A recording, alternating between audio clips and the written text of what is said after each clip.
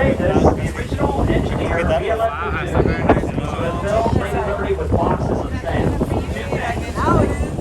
No one would be able to climb it and would not have survived Superstorm Sandy. So it's kind of a good thing they got a new engineer. Alexander Gustave Eiffel. Hey, American. You meant to pronounce the name Eiffel your whole life. There's a flagpole on Bedloe's Island. That's the proper name on a nautical chart. We call it Liberty Island.